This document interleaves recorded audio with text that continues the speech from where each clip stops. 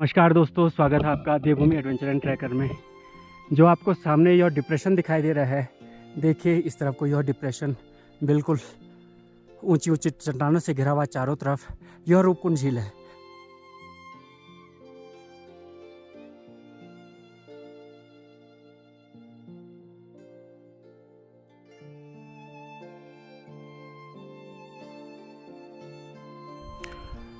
बेदनी का प्रसिद्ध कुंड बेदनी कुंड कहा जाता है जिसे, और इसी कुंड पर हर साल होने वाली जो नंदा देवी लोक यात्रा हूँ अभी कैलवा विनायक में। सामने कैलवा विनायक, यह झंडा आपका कैलवा विनायक का है।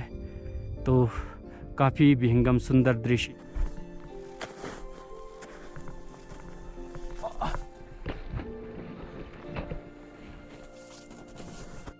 सामने यह बहती हुई पिंडर नदी है जो कि कर्णप्रयाग में अलकनंदा में मिल जाती है।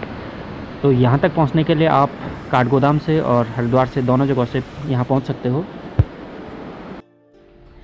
थराली से 10 किलोमीटर की दूरी पर स्थित है देवाल मार्केट। यहाँ से वाण के लिए एक विलेज रोड है, तो ये देवाल मार्केट है। देवाल में पिंडर में कैल नदी का संगम होता है, और सामने देखिए कैल और पिंडर नदी के संगम को। यह नीली बहती हुई धारा कैल की है, जबकि मटमैली धारा पिंडर नदी की है।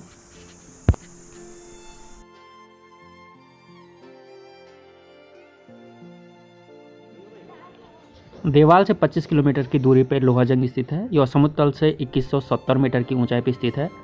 यहाँ पर माँ भगवती का एक पुराना मंदिर है। लोहाजंग से ही ब्रह्मताल का ट्रैक स्टार्ट होता है, और यहाँ से आप रूपकुंड का ट्रैक दिदना होते हुए भी कर सकते हैं। लोहाजंग से 14 किलोमीटर की दूरी पर स्थित वाण गांव। सामने यह वाण का मुख्य बस अड्डा या गाड़ी का, टैक्सियों का अड्डा, और सामने इस तरफ को ये पूरा वाण गांव का विहंगम दृश्य।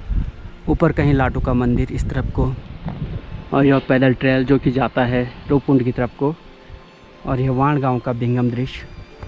सामान्य जीवन कार्यकलाप चलते हुए इस वाण गांव में। और देखिए सामने यह आखिरी पॉइंट है जहाँ पर से गाड़ी तक आप आते हो, यहाँ पर से पैदल आके जाते हो।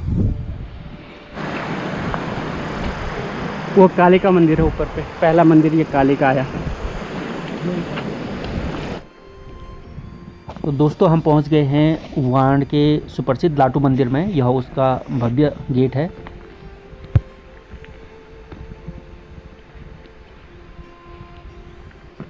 लाटू मंदिर तक जाने के लिए आपको कुछ सीढ़ियां चढ़नी पड़ती हैं। लाटू का मंदिर देवदार के पेड़ों से घिरा हुआ है। देवदार के ऊंचे ऊंचे पेड़ यहाँ पर काफ़ी मात्रा में हैं। लाटू मंदिर के ठीक सामने कुछ शानदार सी आकृतियाँ जो कि आपको दिखाई दे रही होंगी। यह नंदा देवी जात का एक दृश्य है जिसे आप लोग देख रहे हो। एक 4 सिंगों वाला मेढ़ा, उसके पीछे छतोली, उसके पीछे दमाऊं, ढोल, और बीच में माता की डोली। यह दृश्य प्रत्येक 12 सालों में आयोजित होने वाली नंदा देवी राजात का यह मुख्य पड़ाव है, और आखिरी गांव है। यहाँ से आगे सारे पड़ाव निर्जन हैं।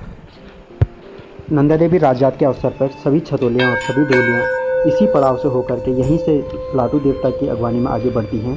यह आया हूँ मैं माल भगवान लाटू के प्राणांग में। आध्यात्मिक प्राणांग है, ऊंचे ऊंचे देवदार के वृक्ष, और इनके बीच में घिरा हुआ यह भगवान लाटू का मंदिर। प्रवेश द्वार को पार करने के बाद यहाँ से कुछ कदम ऊपर चढ़ करके सामने जो आपको दिखाई दे रहा है, यह लाटू का पौराणिक मंदिर है। इसके कपाट अभी बंद हैं, यह साल में एक बार खुलते हैं। और इस वृक्ष की जड़ों में भगवान लाटू की पूजा की जाती है। लाटू का तेज इतना तेज होता है कि जब उनके दर्शन होते हैं तो उस टाइम पर कोई उनके दर्शन कर नहीं सकता है। इसलिए जो यहाँ का पुजारी होता है, जो लाटू मंदिर का पुजारी होता है, वह भी आंखें बंद करके, आंखों पे पट्टी बांध करके उनकी पूजा करता है। यह पौराणिक मंदिर है, इसके अंदर लाटू भगवान का मंदिर है। लाटू भगवान की पूजा इस वृक्ष की जड़ों में की जाती है। यहाँ पर से हम आगे नहीं जा सकते हैं। तो यह लाटू मंदिर वाण का प्रसिद्ध मंदिर, माँ नंदा का धर्म भाई लाटू।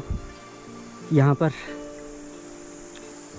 देख सकते हो बहुत सारी घंटियाँ, बहुत सारी मन्नत। यहाँ के न्याय के देवता भी यही माने जाते हैं। यहाँ पर के जो सबसे बड़े देवता हैं वो यही लाटू ही देव हैं।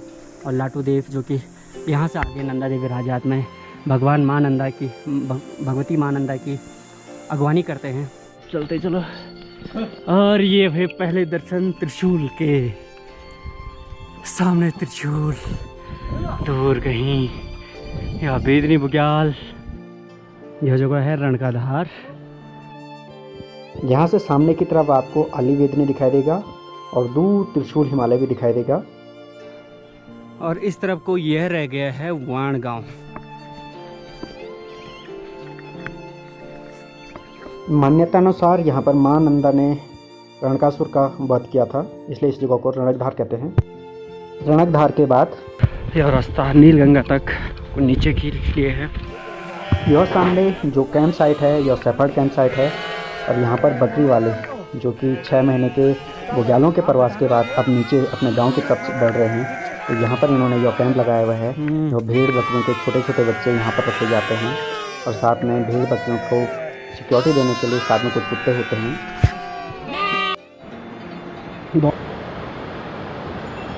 आगे नीलगंगा तक यह रास्ता उतराई वाला है।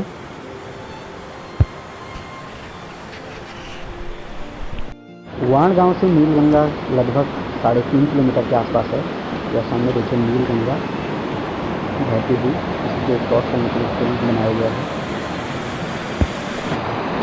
यह है कैल की एक सहायक नदी जिसे कहते हैं नीलगंगा, और इसका पानी बिल्कुल नीला है।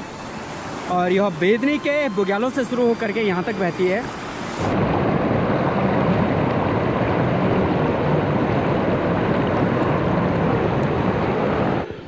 नीलगंगा के बाद यह चढ़ाई शुरू हो गई है और हम लोग अभी इस चढ़ाई वाले रास्ते पे, जो कि नीलगंगा से लेकर के लगभग बेदनी तक है, यह फॉरेस्ट ट्रेल है। सामने दूर रणकधार जहाँ से हम आए हैं, अभी उसके बराबर एलिवेशन नहीं गए हैं क्योंकि नीचे नीलगंगा काफ़ी नीचे बहती है। तो पहले नीचे उतरे थे, अब चढ़ाई चढ़ रहे हैं।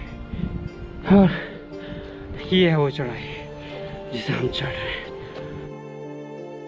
नीलगंगा के बाद रास्ते में यह पानी का एकमात्र स्रोत जो कि आपको दिख रहा होगा, सामने पानी की धाराएं बहती हुई, बांज की जड़ों से निकलता हुआ यह ठंडा पानी बहुत ही आरामदेह है।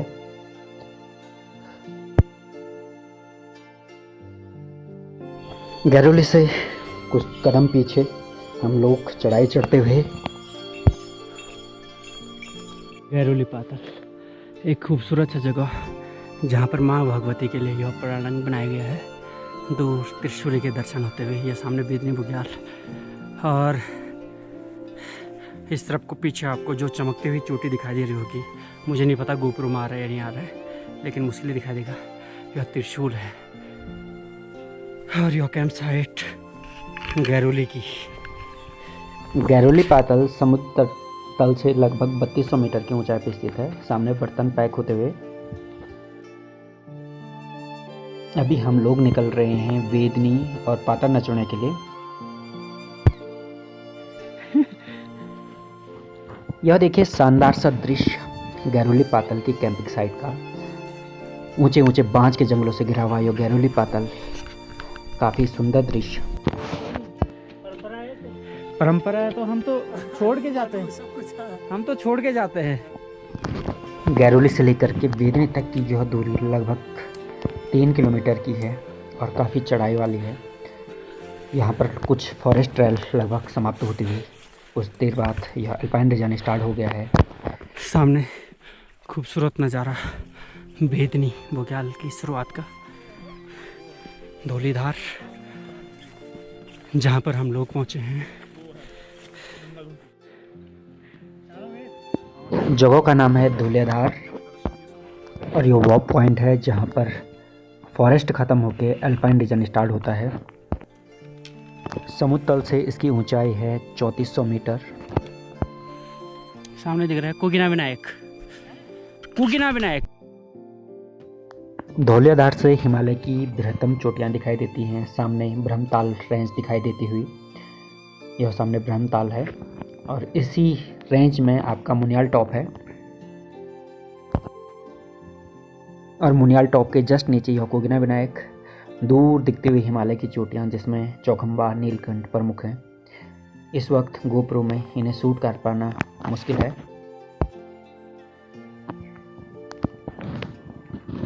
और देखिए सामने बेदनी, और बेदनी के जस्ट पीछे यह है त्रिशूल हिमालय।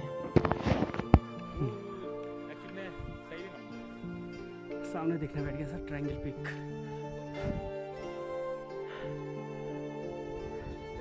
इस दिशा में दिखता हुआ ये शानदार दृश्य जो है ये आली बुग्याल का है। कोशिश करेंगे इसको भी एक्सप्लोर करने की, लेकिन अभी हमारा जो एम रहेगा वो इस रूट को फॉलो करेगा। शानदार नज़ारा बेदनी बुग्याल का और खूबसूरत नज़ारे यहाँ पर की जो अल्पाइन ग्रास है इसका। सामने यह फॉरेस्ट विभाग द्वारा कुछ काम कराया जा रहा है बुग्यालों को बचाने का। एक्चुअली इसमें इन्होंने जो लैंडस्लाइड वाली ज़मीन है इसके ऊपर जूट मैट प्रोवाइड कर रखी है। ग्रीन ग्रास इसके ऊपर एज ए कवर उगेगी, तो ये इसके ऊपर ग्रीन ग्रास भी उगेगा और यह भी जो मिट्टी है मिट्टी को बचा के भी रखेगा। तो एक्चुअली में ये लैंडस्लाइड की प्रॉब्लम यहाँ के बुग्यालों में काफ़ी कॉमन है। सामने देखिए यहाँ पर भी काफ़ी कोशिश की है इन्होंने।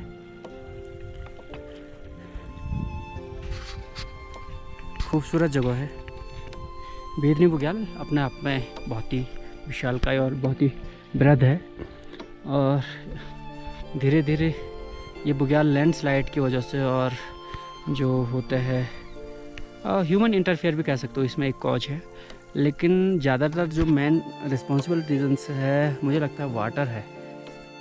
हिमालय की खूबसूरती बुग्यालों में है और साथ ही साथ इन ऊंचे पहाड़ों में है, तो इसे बचाना बहुत ज़रूरी है। तो उसी का काम करते हुए लोग सामने बस चंद कदम और कुछ दूरी पे नंदा घूंटी दिखता हुआ, उसी के पास में त्रिशूल नज़र आता हुआ, लेकिन ये यहाँ से काफ़ी दूर है। पास में बेदनी कुंड है, तो एक आर्टिफिशियल लेक है। इधर पहले नेचुरल थी लेकिन काफ़ी छोटी थी, इसको आकार बनाने के लिए उसे आर्टिफिशियल मतलब थोड़ा सा उसके बाहर से दीवार दे दी गई है। यहाँ पे फॉरेस्ट वालों के दो छोटे छोटे हट, ये दिखती हुई आपको सीधे सीधे यहाँ से पातर नचौड़िया के लिए जाता हुआ ये रूट। समुद्र तल से 3600 मीटर की ऊंचाई पे और दुनिया के सबसे खूबसूरत बुग्यालों में से एक बेदनी बुग्याल, जहाँ पर हम लोग पहुँच चुके हैं। सामने आपको मां नंदा के 2 मंदिर और उनका विश्राम के लिए बनाया गया एक चबूतरा दिखाई दे रहा होगा। पीछे दूर यह त्रिशूल हिमालय और उसके ठीक सामने यह बेदनी कुंड। मखमली घास का यह बुग्याल एशिया के सबसे बड़े चारागाह के रूप में प्रसिद्ध है। यह दृश्य अलौकिक है, बहुत ही सुंदर है, मनभावन है। इन्हीं घास के बुग्यालों में के बीच में स्थित है यह कुंड, जिसे कहा जाता है बेदनी कुंड, जिसे वेदों की पर्णस्थली के रूप में जाना जाता है। बेदनी का प्रसिद्ध कुंड बेदनी कुंड कहा जाता है जिसे, और इसी कुंड पर हर साल होने वाली जो नंदा देवी लोक जात है वो इसी ताल पे आके संपन्न होती है। सामने इस ताल की परिक्रमा के बाद नंदा देवी लोक जात को संपन्न माना जाता है। सामने मंदिर मां नंदा देवी का, और बिल्कुल नीला सा पानी, हरा सा पानी इस बेदनी कुंड का। नंदा घोंटी त्रिशूल हिमालय इसके ठीक सामने। तो मां नंदा को वहीं विदाई दी जाती है जहाँ पर नंदा घोंटी और त्रिशूल दिखाई देते हैं, तो उन्हीं स्थानों पर मां नंदा को विदा किया जाता है। तो एक शानदार सा दृश्य बेदनी का। बेदनी के बुग्यालों की सुंदरता इस मखमली घास में है, इस तालाब में है, और इसमें बनते हुए बादलों और हिमालय के प्रतिबिंब में है। शायद इसी सुंदर परिवेश के कारण महर्षि वेद व्यास ने वेदों की रचना इसी सुंदर सी जगह पर की होगी। खूबसूरती बेदनी कुंड की अपने आप में अनुपम छटा लिए। थोड़ा सा बादलों की वजह से आगे का दृश्य बाधित है, नहीं तो आपको मां नंदा के जो पवित्र स्थान है त्रिशूल पर्वत और नंदा घोंटी, इनका भी एक विहंगम दृश्य आपको यहाँ पर दिखाई देता है। और साथ ही साथ कुछ दूर पे देखिए भगवान भोलेनाथ का मंदिर और अनुपम छटा लिए हुए यह शानदार सा कुंड, यह सुंदर सा कुंड। इतनी मनमोहक जगहों को छोड़ने का मन नहीं कर रहा है, लेकिन अभी हमें पैतरनाचुनिया जाना है और साथ ही साथ वहाँ से आगे रूपकुंड जाना है। इससे भी बहुत खूबसूरत दृश्य इस यात्रा में मेरा इंतज़ार कर रहे हैं। बेदनी, बस मन करता है मैं यहीं पर रहूं और बस देखता जाऊं इन बादलों को, इन पहाड़ों को, इस तालाब को, बस इसी में खो जाऊं। प्रकृति की अनुपम छटाली, यह खजाना आपको और कहीं नहीं मिलेगा। इसके लिए आपको बेदनी आना ही होगा। भगवान भोलेनाथ का मंदिर जो कि बेदनी में है। और देखिए यह पानी कहीं इधर से निकलता हुआ, ये देखिए आप, यह पानी इधर से मिल कर के आगे को चल रहा है। तो जो भगवान भोलेनाथ का जो बेदनी कुंड में जो पानी जा रहा है वो यहाँ से प्रकट होता है और यहाँ नीचे इसको बंद किया गया है। यहाँ से यह पानी नीचे की तरफ को जाता है। यह वो मंदिर है, यहाँ से यह पानी इस तरफ को निकलता है और ये पानी देखिए इस तरीके से नीचे से यह बेदनी कुंड की तरफ को जाता है। यहाँ पर देख सकते हो पानी की मात्रा ज़्यादा है, जो कि बेदनी कुंड से नीचे निकलने वाला जो डिस्चार्ज है उसे आप लोग देख सकते हो, वो काफ़ी ज़्यादा है।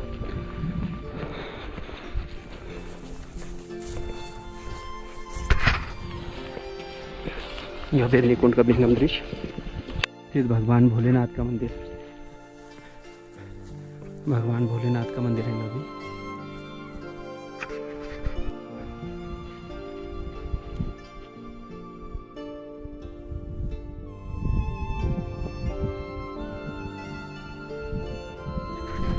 यह है समिट पॉइंट बेदनी बुग्याल का।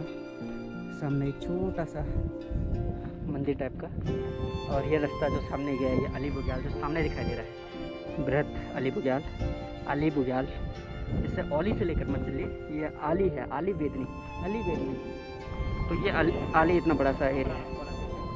तो आली बुग्याल काफ़ी मतलब बिल्कुल ट्री लाइन के जस्ट ऊपर है और काफ़ी ज़्यादा बड़ा भी नहीं दिखाई देता है, लेकिन काफ़ी खूबसूरत है। अपने जो जेंटल स्लोप होते हैं वो काफ़ी मतलब दोनों तरफ को घोड़े की जो पीठ होती है उसकी तरफ जो स्लोप है इसका काफ़ी सुंदर है।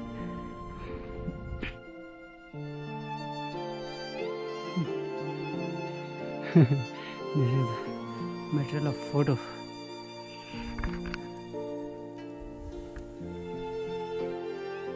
सामने ये जो सुंदर दृश्य है, यह मनमोहक दृश्य बेदनी कुंड का, जो कि मैं रूपकुंड की तरफ बढ़ते हुए कुछ कदम आगे बढ़ कर के ले रहा हूँ। दूर तक फैले हुए बुग्याल, उनके बीच में छोटी छोटी झीलें, काफ़ी सारे झील हैं इस बुग्याल में, इस बेदनी बुग्याल में। एक तरफ जहाँ गहरी घाटियाँ हैं तो इसके विपरीत दूसरी तरफ बादलों से ढकी हुई कुछ हिमालय की चोटियाँ हैं, और उनके बीच में यह बुग्याल एक पुल का काम करते हुए, जहाँ से आप दोनों तरफ का दृश्य देख सकते हो। हिमालयी बुग्याल काफ़ी बृहद और विशालकाय होते हैं। दूर तक फैले हुए मखमली घास की बुग्याल, इनमें साल के 6 महीने तक जो घोड़े, बकरी और गायें होती हैं वो चरने के लिए आती हैं। बाकी साल के 6 महीने या बर्फ़ से ढके रहते हैं।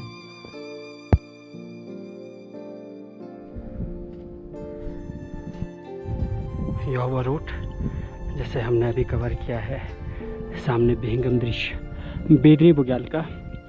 और अब कुछ देर बाद हम इस रिज को छोड़ करके ये सामने जो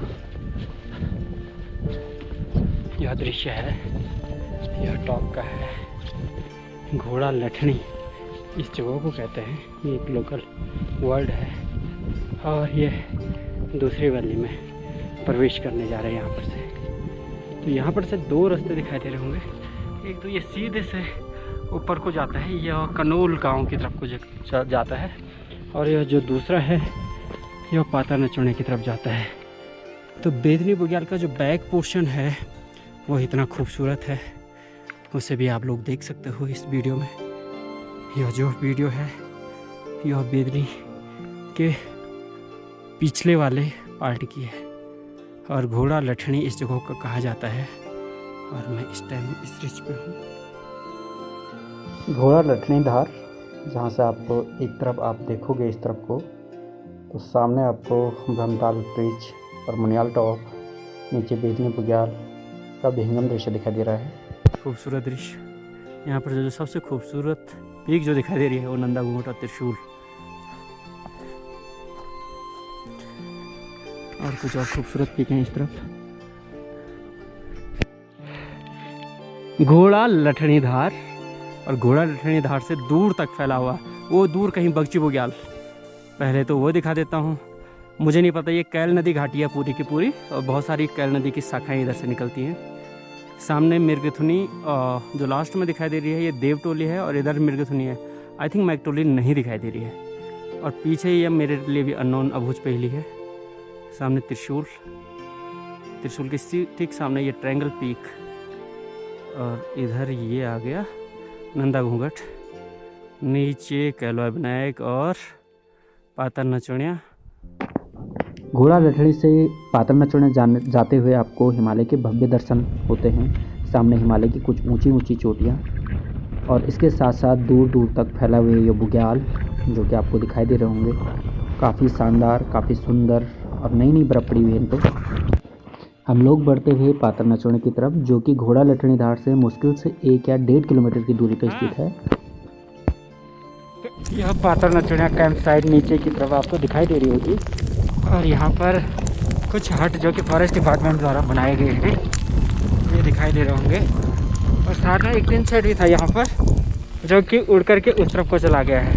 और पातर नचुनिया में काफ़ी तेज़ आंधी और काफ़ी तेज़ी से ये ओले चढ़ते हुए, तो जहाँ पर एक बार कहा जाता है कि राजा यशोधवल अपनी रानी बिलम्पा के साथ माँ नंदा को प्रसन्न करने जा रहा था, तो यहाँ पर उसने भोग विलास और जो राजनृत्य होती हैं वो नचाई थी। तो देवी ने क्रोध होकर उन्हें इन शिलाओं में परिवर्तित कर दिया था। यहाँ पर देवी का छोटा सा मंदिर है, और यह स्थान कैंपिंग के लिए काफ़ी उपयुक्त है। देखिए खूबसूरत नज़ारा पातर नचुनिया का।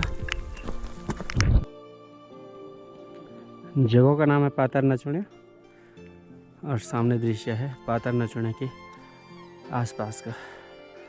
ऊपर ये रिच कैलवा विनायक, और ये हमारी कैंप साइट। दूर इस तरफ को हिमालय की कुछ चोटियाँ, मिर्गथुनी, देवटोली, मैकटोली। और अगर मैं आपको इस तरफ को दिखाऊं तो ये है घेस बलान वाली घाटी। ये इस तरफ घेस बलान, अभी इसके पीछे पिंडर पट्टी लग गई पूरी। और देखिए यह दृश्य हमारे कैंप साइट के अंदर, जहाँ कि हमारा किचन है, और यहाँ पर पराठे बनने की तैयारी चल रही है। चलो बाहर की तरफ देखते हैं। तो देखिए यह बर्फ़ जो कि कल पड़ी थी, और दूर दूर तक फैले हुए ऊंचे पर्वत श्रृंखलाएँ, श्वेत चादरों से लिपटे हुए ये पर्वत श्रृंखलाएँ एक मनमोहक दृश्य दे रही हैं। काफ़ी सुंदर नज़ारा चारों तरफ का, काफ़ी खुशनुमा माहौल, खुशनुमा मौसम। सुबह का समय है, और धीरे धीरे भोर होता हुआ दूर सूरज की लालिमा दूर के पहाड़ों पर आपको दिखाई दे रही होगी। और हम इस समय जा रहे हैं कैलवा विनायक की तरफ। नीचे बर्फ़ हमें यहाँ कुछ देर पहले मिल गई थी, अंधेरा था इस वजह से मैं शूट नहीं कर पाया हूँ। तो हम पहुँच गए हैं नानू विनायक पे, और यहाँ पर से ऊपर आपको कैलवा विनायक दिखाई दे रहा होगा। विजय सर तो पहुँच गए कैलवा विनायक, को सामने कैलवा विनायक।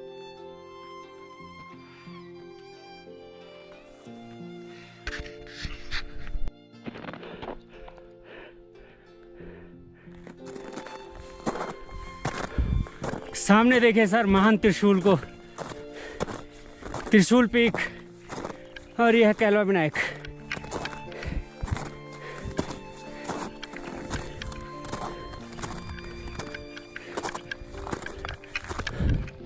जय। वो देखिए नंदा घूंटी, वो बिथार तोली, एक शानदार सा दृश्य। दूर सनराइज होता हुआ चौखंबा पे, और ये बगवा बासा पूरा क्षेत्र। तो ये है यहाँ पर का सिनेरियो। इस टाइम मैं यहाँ पर स्थित हूँ, कैलवा विनायक भगवान, एक प्रसिद्ध तपस्वी पंडित कैलवा जी के नाम पे इसका नाम कैलवा विनायक हुआ है। उन्होंने यहाँ पर से तपस्या की थी। भोर का वक्त नीचे आपको पातर, नचोड़ियाँ, बेदनी और दूर हिमालय की वो चोटियाँ। नज़दीक से देखोगे तो आपको सामने त्रिशूल दिखाई देगा जिस पर सनराइज हो रहा है। पीछे बिथार तोली, बगल में नंदा घोटी, सामने हमारे विजय सर कुछ कैप्चर करते हुए। इस तरफ को देखोगे तो दूर चौखंबा की रिज नज़र आ रही है और नीलकंठ, चौखंबा, केदारनाथ और सारी पीक्स यहाँ से जो नज़र आ रही है। एक शानदार दृश्य इस जगह का। और मैं हूँ अभी कैलवा विनायक में। सामने कैलवा विनायक, यह झंडा आपका कैलवा विनायक का है। तो काफ़ी विहंगम सुंदर दृश्य यहाँ से, ये देखिए आप दोनों तरफ। कैलवा विनायक समुद्र तल से 4300 मीटर की ऊंचाई पर स्थित है। सामने देखिए त्रिशूल, बिथार तोली, नंदा घोटी, ये चोटियाँ जो कि 6000 मीटर से ऊंची हैं। इसके साथ साथ इस तरफ को आपको चौखंबा, केदारनाथ, खर्चकुंड आदि चोटियाँ दिखाई दे रही होंगी। कैलवा विनायक से यह सामने रूपकुंड की घाटी दिखती हुई और हम लोग भगवा बासा की तरफ बढ़ते हुए। कैलवा विनायक से भगवा बासा मुश्किल से 1.5 से 2 किलोमीटर होगा, लेकिन बर्फ़ की वजह से हमें काफ़ी परेशानियां महसूस हो रही हैं और काफ़ी धीरे धीरे हम लोग आगे को बढ़ रहे हैं। यह बर्फ़ काफ़ी कठोर है और इसमें फिसलन का डर ज़्यादा है। दूर दूर तक फैली हुई प्रकृति की सफ़ेदी, बर्फ़ की चादर, जैसे कि आप सिल्वर लेयर कह सकते हो। प्रकृति का एक अलग ही अनुभव यहाँ पर हमको महसूस हो रहा है। बर्फ़ की यह लेयर अब मई जून तक ऐसी रहने वाली है और आने वाले जो सारे ट्रैक होंगे वो इसी बर्फ़ में होंगे। मैं हूँ भगवा बासा में, सामने भगवा बासा और इधर को कैलवा विनायक। दूर आपको दिखाई दे रही होगी, दूर तक फैली हुई एक घाटी नंदाकिनी वैली। इसमें दूर बहुत सारे गांव और दूर कहीं बादल। उसके बाद दूर हिमालय की चोटियाँ, भतेरिया का डांडा, जोगिनी, गंगोत्री, थलय सागर, भरत खूंटा, केदारनाथ, केदारडोम, खर्चकुंड, सुमेरु, मंदानी, चौखंबा और पार्वती और नीलकंठ। सामने जो ये आपके सामने बिल्कुल सामने दिखाई दे रहा है, यह है आपका नंदा घोटी और इसके पीछे आपको दिखाई दे रहा होगा त्रिशूल और इसके ठीक सामने है यहाँ पर रूपकुंड। तो यह है यहाँ का दृश्य। ये सुंदर दृश्य जैसे कि मैं बार बार देखना चाहता हूँ। एक बार फिर से आपको इस हिमालय के दर्शन आपको करवा दूँ। और ये जो नई जो सफ़ेदी पड़ी है, जो बर्फ़ पड़ी है, इसने इसकी सुंदरता में 4 चांद लगा दिए हैं।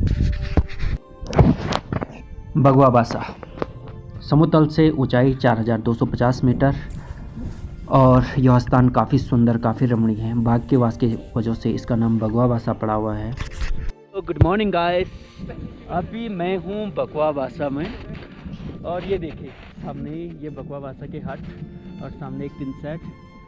सामने हमारे चंदन सर अपनी शूटिंग को जारी रखते हुए, कुछ हमारे दोस्त हमारे साथ चल रहे हैं आगे और अभी यहाँ पर वेट कर रहे हैं। और देखिए सूर्योदय का समय है, कितना खूबसूरत ये सूर्योदय लग रहा है।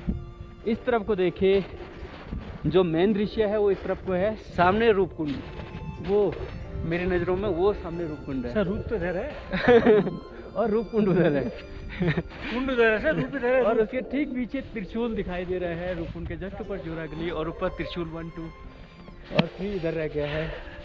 जरा सा और मोड़ दूँ तो सामने जो दृश्य दिखाई दे रहा होगा ये है नंदा घोटी का, इस तरफ को।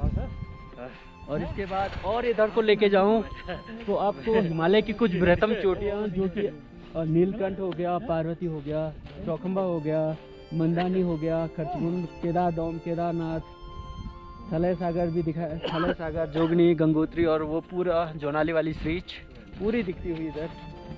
नीचे कहीं दूर मेरा गांव रह गया इस घाटी में, ये नंदाकिनी वैली। भगवा बासा में लगभग 2 घंटे बिता चुके हम लोग और अब हम आगे निकल रहे हैं रूपकुंड के लिए। फाइनली हमने डिसाइड किया कि हम रूपकुंड जाने वाले हैं। यह बर्फ़ नई नई पड़ी हुई लग रही है और इस पर अभी कोई नहीं चला हुआ है। तो अभी मैं आगे से लीड कर रहा हूँ अपने ग्रुप को। कोशिश रहेगी रूपकुंड पहुँचने की।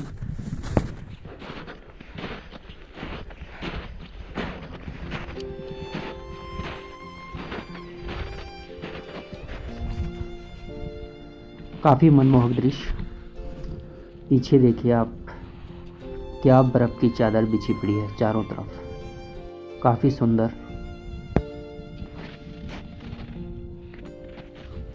विजय सर और चंदन सर, और अब आगे बढ़ा जाए।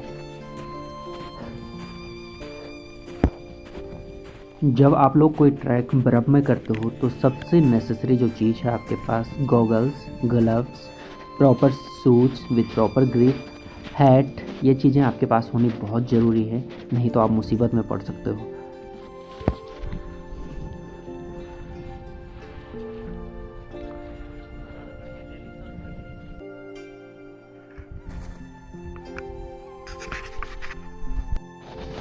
मेरे आगे बिल्कुल निशान, कोई जानवरों के पैरों के निशान दिख रहे हैं, थोड़ा थोड़ा सा। ये छोटे छोटे से निशान हैं जो किसी जानवर के पैरों के निशान। रूपकुंड की तरफ बढ़ने की कोशिश। और ये देखिए पीछे शानदार फुटप्रिंट्स।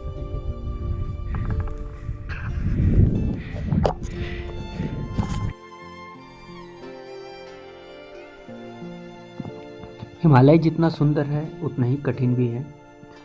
तो बर्फ़ में चलना आपको देखने में जितना मज़े आ रहे होंगे, मुझे चलने में उतनी ही आफत आ रही है। अभी तो बहुत दूर जाना है, अब देखें कब तक पहुंच पाते हैं रूपकुंड। बगवावासा से लेके छेड़ाना तक यह कुल दूरी लगभग आधे किलोमीटर की है, लेकिन हमें आधा घंटा लग गया है। ऊपर देखिए, यहाँ से ग्लेशियर आने का भी खतरा है। और सामने इस तरफ को ये रह गया छेड़ाना, और यह चढ़ाई वाला रास्ता नहीं है बिल्कुल। पैको प्यार के सर, ऊपर से वहाँ से गोले बन के फुटा होगा। हाँ हाँ हाँ हाँ, रख दो। बहुत कॉम्पैक्ट हो क्या के सर, उस पे तो कोई ऐसी प्रॉब्लम नहीं। ये देखिए, यह जो है यह बिल्कुल ऊपर से टूटा हुआ कोई ग्लेशियर का टुकड़ा है। हम लोग बिल्कुल सामने जो यह दिखाई दे रहा है यह है छेड़ानाक, और इसी को क्रॉस करना। ठीक है सर। छेड़ानाक की खड़ी चढ़ाई जो कि काफ़ी मुश्किल होने वाली है। देखिए सामने विजय सर और चंदन सर चढ़ते हुए। हाथ दूँ सर, विजय सर हाथ दूँ, हाथ देना हो। क्या है ये, कितने आगे तक है? यहीं तक है, इतनी है ये। यहाँ पर एक्चुअली में नीचे गिरने का भी डर है क्योंकि रूट काफ़ी पतला है। छेड़ानाक की चढ़ाई क्रॉस करने के बाद अब सामने दिख रहा है रूपकुंड। बहुत ही नज़दीक लग रहा है यहाँ पर से, लेकिन यह भी 2 से 2 किलोमीटर के आसपास ये दूरी है। सामने देखे खड़े पहाड़ों को, इसको चढ़ करके इस टॉप पे, रिच पे आपका रूपकुंड है। तो ये अपना आप में एक मुश्किल आने वाली है सामने। हमारे पीछे एक और ग्रुप आ रहा है, और देखिए अब इन पहाड़ों को चढ़ने के लिए ये लोग साथ में हैं। यहाँ पर तक विजय सर और चंदन सर भी आ गए हैं, लेकिन यहाँ पर से आगे जाना मुश्किल लग रहा है। विजय सर और चंदन सर बार बार मना कर रहे हैं, इसके बावजूद मैं उन्हें आगे ले जाने के लिए तैयार हूँ। मौसम बदल चुका है, परिस्थितियाँ बदल चुकी हैं, और रूपकुंड की रट अभी तक छोड़ी नहीं है। रूपकुंड की हट अभी तक छोड़ी नहीं है। सामने चढ़ते हुए कुछ लोग, मुझे इनका फॉलो करना है।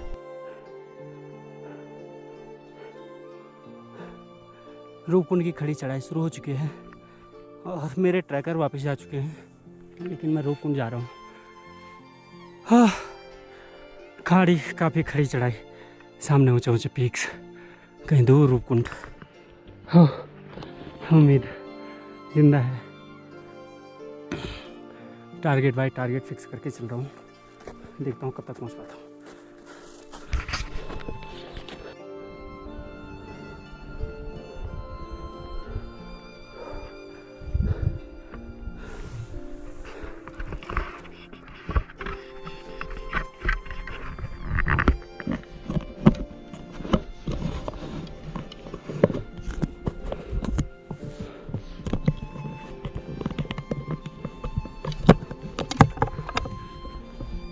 हाँ, देखो कहाँ से कैसे चढ़ करके आना पड़ता है। काफ़ी टफ वाला रास्ता है।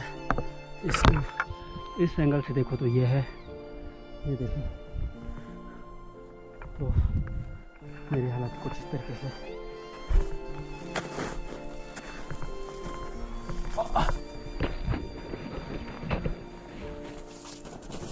अच्छी बात यह है कि मुझसे पहले कुछ लोग गए हुए हैं और उन्होंने रास्ता बना रखा है, तो मुझे ज़्यादा एफर्ट लगाने की ज़रूरत नहीं है। मैं उनको फॉलो करते हुए जा रहा हूँ, तो ये कुछ हद तक सीधा अच्छा पड़ रहा है।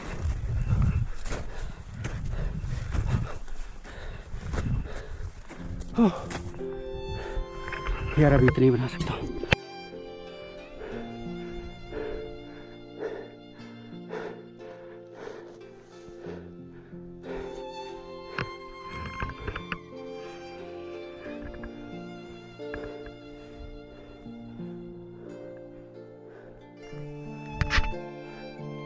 काफ़ी चढ़ाई भरा रास्ता, पिछले कुछ टाइम से लगातार ही चढ़ाई कर रहा हूँ नीचे से। और आगे कुछ लोग कुछ कदम आगे पे सामने देखिए, यहाँ से रूपकुंड टनल लगभग 1 किलोमीटर अभी हो रहा है। लगभग 1-1.5 किलोमीटर की चढ़ाई चढ़ चुका हूँ। हाँ, बाकी मेरे साथ वाले वापस चले गए हम। बनाए हुए बच्चों को आप लोग भी देख सकते हो ये द्वारा। और आगे इस तरफ को एक और ग्रुप जाता हुआ। एक्चुअली मैं अभी वीडियो ढंग से शूट नहीं कर पा रहा हूँ क्योंकि मुझे कुछ दिखाई नहीं दे रहा है। हाँ, पूरी बर्फ़ है, बर्फ़ में आंखें सफ़ेद हो जाती हैं, इस वजह से काफ़ी प्रॉब्लम आ रही है। आगे मैं एक ग्रुप को वापस बगवाबाद से छोड़ के आया हूँ और अब इनके साथ मैं अकेले आगे जा रहा हूँ।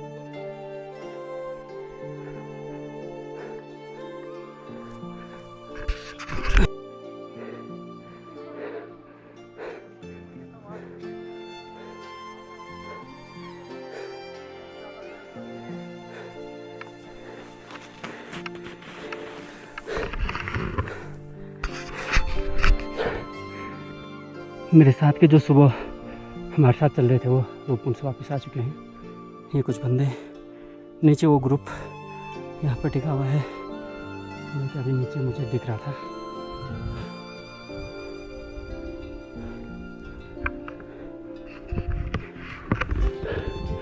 सामने ये रिच, ये रूपकुंड की रिच है, इसका टारगेट लेके चल रहा हूँ। तो कितने देर में पहुँच पाता हूँ ये देखने वाली बात होगी।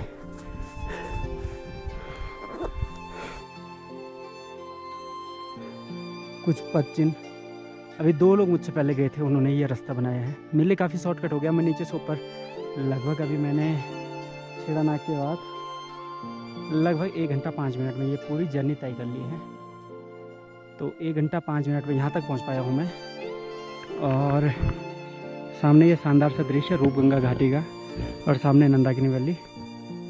इस तरफ को आप देखें, सुंदर से नज़ारे रूपकुंड की तरफ जाती है। इस वैली का रास्ता काफ़ी ऊपर से काटा है इन्होंने, और काफ़ी बीच में टब भी, जोन भी है। तो देखिए कहाँ तक पहुँच पाते हैं।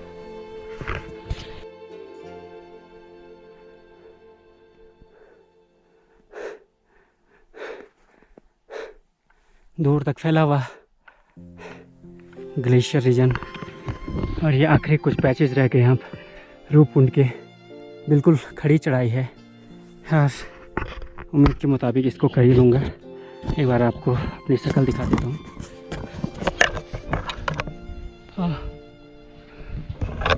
सभी लोग पीछे हैं और 2 लोग आगे चले गए और बाकी लोग पीछे ही आते हैं। मैं रूपकुंड के आखिरी पड़ाव पर, पैच पे बिल्कुल, और काफ़ी मज़ा आ रहा है चलने में।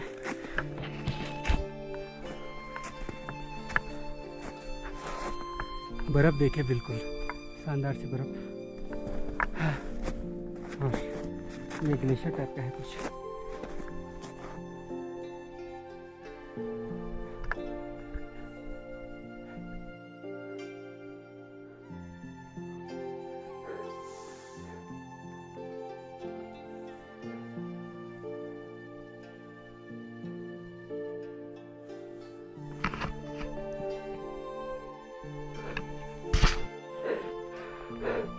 दोस्तों, मुझे कुछ साफ नहीं दिखाई दे रहा है, मैं बता नहीं सकता कि मैं आपको क्या दिखा रहा हूँ, लेकिन जो ट्रेल मैंने पीछे क्रॉस की है वो पीछे आपको दिखाई दे रही होगी। नीचे बगवा बासा से इतनी बर्फ़ में ये ट्रेल यहाँ तक पहुँची है और मैं पहुँच चुका हूँ रूप कुंड के बिल्कुल पास में। सामने जो ये कटोरनुमा करती है यही रूप कुंड है। सामने यह जुनैर गली है, इसको भी एक्सप्लोर करने की अभी कोशिश करूँगा, लेकिन पहले रूप कुंड की तरफ चलता हूँ। सामने ज्यूरा गली टॉप, और इस तरफ को कोहरा ढकता हुआ किसी एक सुंदर सी झील को, मां नंदा की झील को, जिसका नाम है रूप कुंड। बहुत नीचे यहाँ से गड्ढे में यह दिखाई देता है और मुझे नहीं पता यह कितना गड्ढे में है, लेकिन देखिए यह डिप्रेशन कितना गहरा है।